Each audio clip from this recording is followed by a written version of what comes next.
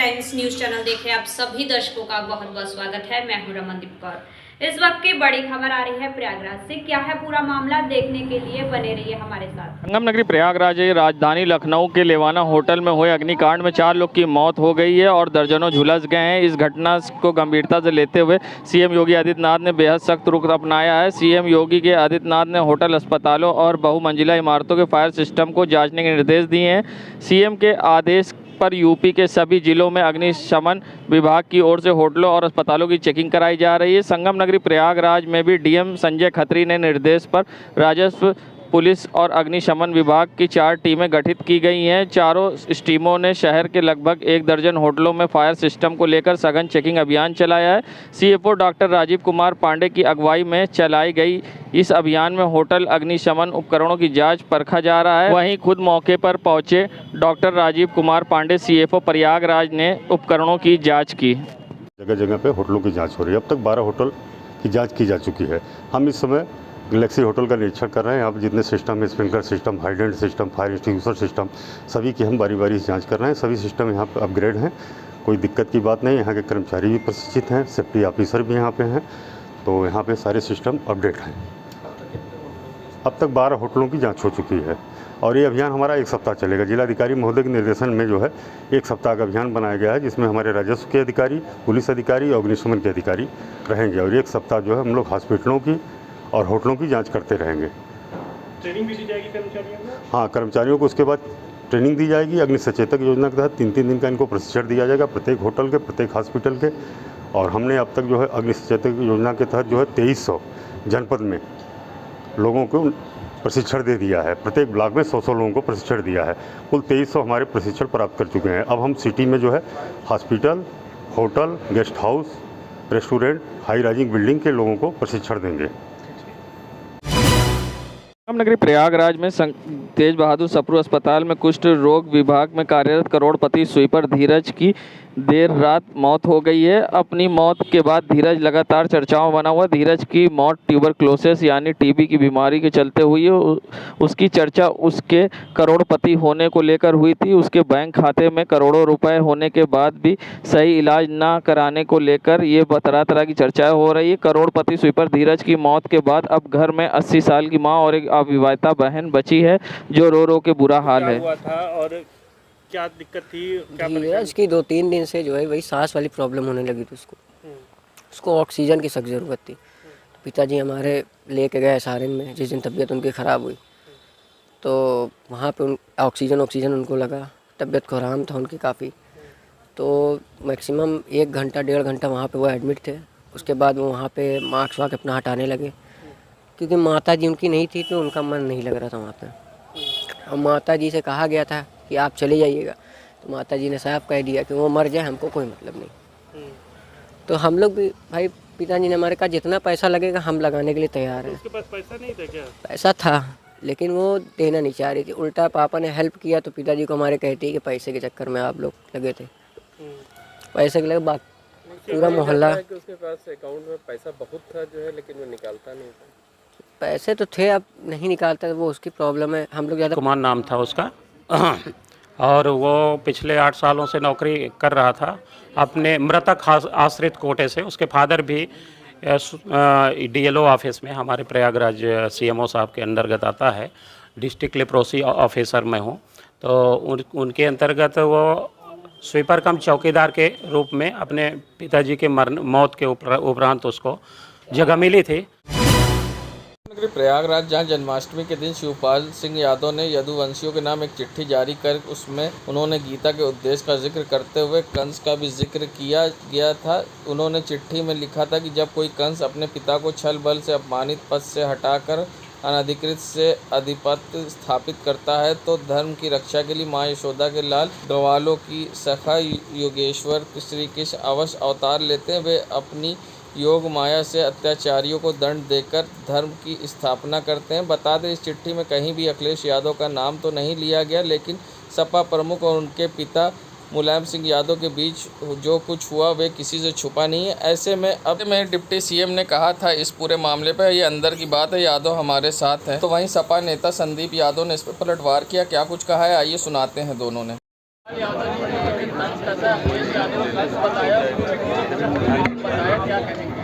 मुझे उसमें कहने की जरूरत, ये अंदर की बात यादव हमारे साथ जिसमें इशारों में उन्होंने अखिलेश यादव जी को कंस बताया और खुद को भगवान कृष्ण का स्वरूप, क्या कहेंगे? देखिए, इस विषय पे हम कुछ नहीं बोलना चाहते हैं। जो मुद्दा आज है, इस मुद्दे पे ही हम कहना चाहेंगे कि भारतीय जनता पार्टी कुछ भी कर सकती है। ये किस घर में झगड़ा लगा देगी, किसको तोड़ने के लिए किस हद तक ये लोग जा सकते हैं, ये भारतीय जनता पार्टी का विषय है और इस पर कहीं ना कहीं सचेत है। आज आम जनता अपने आप को जो ठगा महसूस कर रही है, लोकतंत्र पूरी तरीके से खत्म है और मैं लोगों से आह्वान करूँगा कि लोकतंत्र को बचाने के लिए आइए। जलते घर को देखने वालों, फूस का छप्पर आपका है, आपके पीछे तेज हवा है, आगे मुकद्दर आपका है।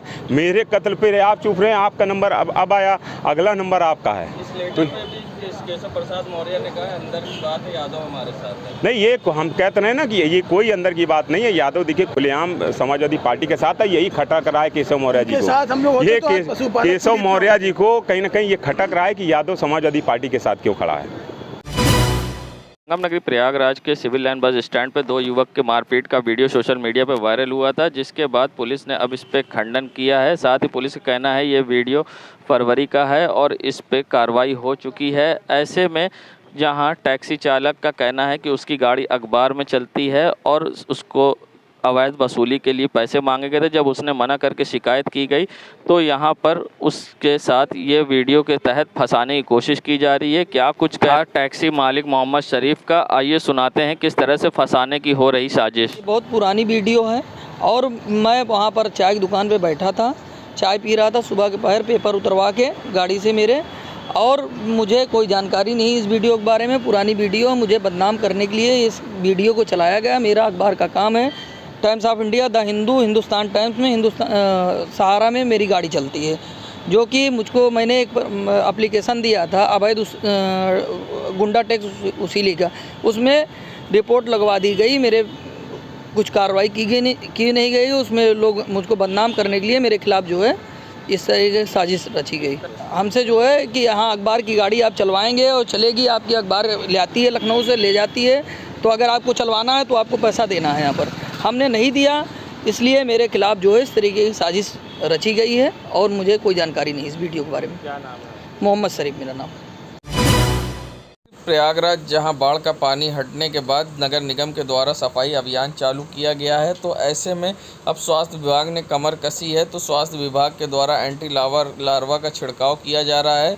और दूसरी तरफ जहां कहीं पानी भरा हुआ है तो स्वास्थ्य विभाग के द्वारा नगर निगम की मदद से वहां से पंप से पानी हटवाए जा रहे हैं, जिससे कि मच्छर ना पनप सके। ऐसे में डेंगू के जो मरीज़ आए हैं उनको भी लेकर जहां स्वास्थ्य विभाग पूरी तरह से सजग है और जो भी डेंगू के मरीज़ थे ज़्यादातर सही हो गए और 2 मरीज़ नाज़िर हॉस्पिटल में एडमिट हैं, वो भी एकदम सही हैं और उनको किसी तरह की परेशानी नहीं। साथ ही स्वास्थ्य विभाग का ये भी दावा है कि प्लेटलेट पूरी तरह से उपलब्ध है। ऐसे में यहाँ सीएमओ नानक शरण का क्या कुछ कहना है इस पूरे मामले पर, आइए सुनाते हैं आपको। ताकि न संक्रामक बीमारी फैले और डेंगू की भी रोकथाम। बाढ़ के बाद पानी घट चुका है, अभी भी सफाई अभियान चल रहा है, नगर निगम सफाई कर रहा है और हमारे द्वारा क्या किया जा रहा है, लगभग 85 टीमें हमने बना रखी है जो बाइक से जा रहे हैं और वहाँ पे डॉक्टर फार्मासिस्ट द्वारा उनको दवाओं वितरण कर रहे हैं, स्वास्थ्य जागरूकता पैदा कर रहे हैं, कैसे साफ़ सफाई रखें, बीमारियों से बचें। इसी क्रम में अब तक जो है हमारे पास 17 डेंगू केसेस डिटेक्ट हुए हैं। पिछली बार इस महीने तक आज तक 37 केस थे। 2 केसेस हैं जो नाज़िरत भर्ती हैं और 15 हमारे स्वस्थ होकर जा चुके हैं। जो भर्ती वो भी ठीक हैं, प्लेटलेट की कोई कमी नहीं है, प्रचुर मात्रा में उपलब्ध है। तो हमारे एडमिशन जो हो रहे हैं ठीक हो रहे हैं और इसी तरह से हमारी 15 टीमें जाके नालियों में स्प्रे कर रही हैं एंटी लार्वा का, और जहां पानी भर जा रहा है नगर निगम को बुला करके पानी निकलवा रहे हैं पंपों से और वहां पे भी दवाओं का स्प्रे बराबर कर रहे हैं। हमारी टीमें शहर और ग्रामीण में पूरी तरह सक्रिय हैं और कहीं भी कोई सूचना मिलती है वहाँ टीमें मूव कर जाती हैं। नगरी प्रयागराज जहां लगातार मौसम बदलने के साथ साथ बारिश भी होती है समय समय पर, जिसके कारण कई जगह जल भराव होता है और जिस तरह से बाढ़ प्रयागराज में आई उसके कारण अब लोगों की मुसीबत बढ़ी हुई है। ऐसे में जगह जगह जल भराव की समस्या और गंदगी के कारण मच्छरों का भी प्रकोप प्रयागराज में बढ़ता जा रहा है। ऐसे में डेंगू मलेरिया जैसी बीमारियाँ आम बात होती जा रही है। बच्चों को कैसे डेंगू मलेरिया जैसी बीमारी से बचाना है और किन चीज़ों का ख्याल रखना है, क्या इसके लक्षण हैं, क्या कुछ कहना है डॉक्टर का इस पूरे मामले पर, आइए सुनाते हैं। देखिए, अभी जब भी मौसम चेंज होता है तब इस तरह की बीमारियां अब तेज़ी के साथ फैलती हैं। इस तरह की बीमारियों को फैलने के लिए बरसात में अक्सर देखा जाता है कि छत पे टायर पड़े हैं, गमला पड़ा हुआ है, पानी को इकट्ठा ना होने दें, कूलर में पानी रोज़ चेंज करें। ताज़ा पानी को रोज़ चेंज करने से उसके लार्वा जो है फैलने नहीं पाते, बढ़ने नहीं पाते, जिसकी वजह से इसका रोकथाम हम लोग आसानी से कर सकते हैं। ख़ासतौर पर शाम जो डेंगू के मच्छर होते हैं शाम को काटते हैं, बच्चों को कोशिश करना चाहिए शाम के बाद फुल पैंट पहना रहना चाहिए और नारियल का तेल लगा के रखना चाहिए हाथों पैर में, जिससे इससे बचा जा सकता है। साथ ही इस तरह से इसके लक्षण क्या हो? देखिए, ये तो आम जैसे बुखार होता है, मगर होता क्या है मलेरिया और डेंगू में टेम्परेचर काफ़ी हाई होता है, वीकनेस होती है, कमज़ोरी होती है, हेडेक रहता है, मतली आती रहती है। अगर ये सब चीज़ें लगे तो डॉक्टर अपने नज़दीकी डॉक्टर से कंसल्ट करना चाहिए, उनकी सलाह से जांच कराना चाहिए, जिससे कि इसका इलाज हो सके आसानी से। देखिए, डेंगू में ऑयली चीज़ों लिक्विड को ज़्यादा डाइट में लेना चाहिए, ऑयली चीज़ों से परहेज करना चाहिए। नारियल पानी है, ये सब चीज़ को लेना चाहिए। कीवी फल आजकल लोग ले रहे हैं, खाने अच्छे से न्यूट्रिशन का ख्याल रखना चाहिए और बेड रेस्ट कंप्लीट करना चाहिए, जिसकी वजह से प्लेटलेट्स एक वक्त के बाद अपने आप बढ़ने लगती है।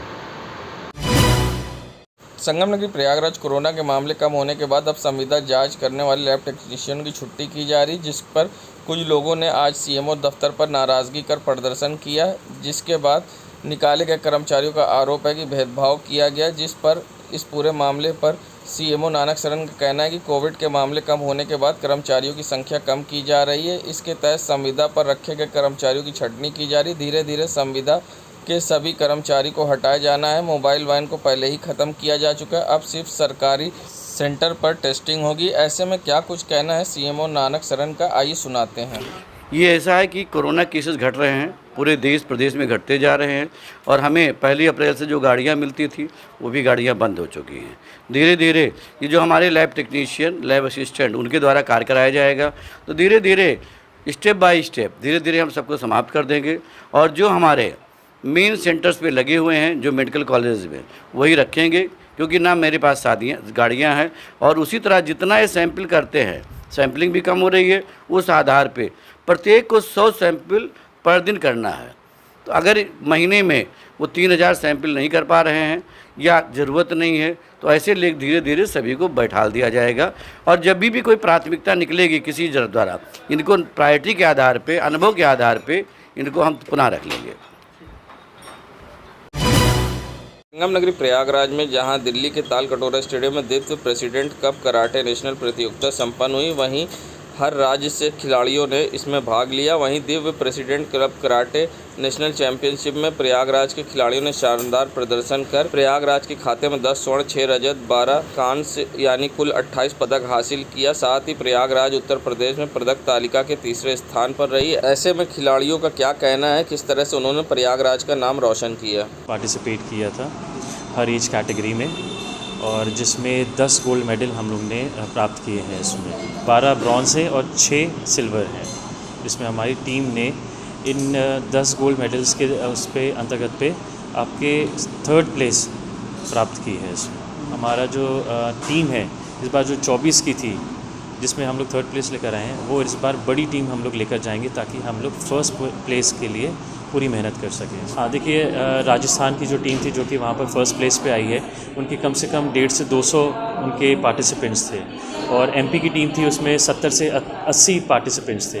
हमारी उत्तर प्रदेश में टोटल जो है 24 हमारी एकेडमी से गए थे। टीम की थोड़ी सी टीम छोटी होने की वजह से वो हमारा 3rd प्लेस आया। फिर भी हम लोगों ने इतनी मेहनत की है और इतनी मेहनत करने के बाद 24 बच्चों में 3rd प्लेस लाना एक खुद में ही बहुत बड़ी बात होती है। शोजब रिजवी में रेड बुल एकेडमी से। संगम नगरी प्रयागराज, जहां शिक्षक दिवस के मौके पर संगम नगरी प्रयागराज में शिक्षक सम्मान समारोह का आयोजन किया गया। जिला पंचायत सभागार में बेसिक शिक्षा विभाग की ओर से आयोजित किए गए शिक्षक सम्मान समारोह में राज्य अध्यापक पुरस्कार 2021 से पुरस्कृत बहरिया विकासखंड के उच्च प्राथमिक विद्यालय आदमपुर में तैनात शिक्षिका संगीता सिंह को सम्मानित किया गया। उन्हें नवचारों को खेल के माध्यम बच्चों को पढ़ाने के लिए राज्य अध्यापिका पुरस्कार 2021 से सम्मानित किया गया।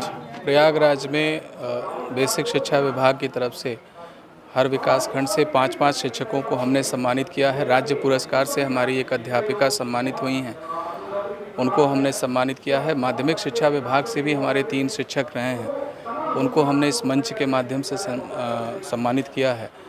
आदरणीय जिला पंचायत अध्यक्ष जी, MLC साहब श्री हर्षवर्धन जी, हमारे जिलाधिकारी महोदय, मुख्य विकास अधिकारी महोदय, JD साहब और सभी हमारे सम्मानित अतिथियों की उपस्थिति में ये कार्यक्रम संपन्न हुआ।